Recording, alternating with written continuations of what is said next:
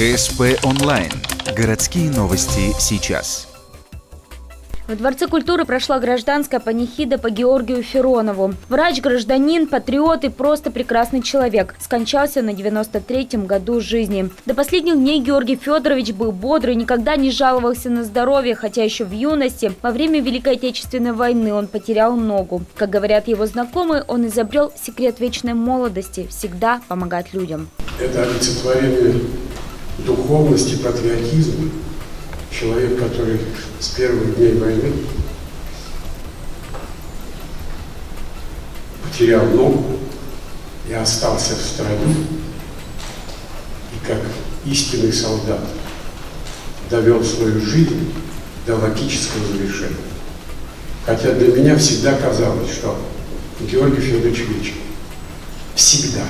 Он был живым символом города, почетным гражданином и ухтинцем века, заслуженным врачом. Возглавлял комитет по защите мира и участвовал в общественной жизни Ухты. Я с ним познакомился в 2005 году, когда был назначен на должность главного врача Ухтинской психиатрической больницы.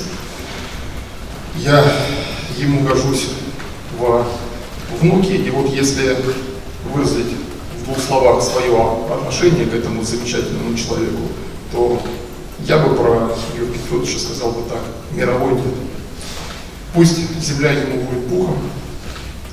Это невосполнимая утрата для каждого жителя этого города, этой республики, да и, пожалуй, нашей Российской Федерации. Перед уходом из жизни Георгий Федорович работал над книгой об истории ухтинского здравоохранения. Накануне кончины он завершил свой труд. Ректор УГТУ Николай Цхадай пообещал, что книга будет выпущена. Также в университете появится аудитория имени Георгия Феронова. Возможно, это имя будет носить и одна из улиц нашего города.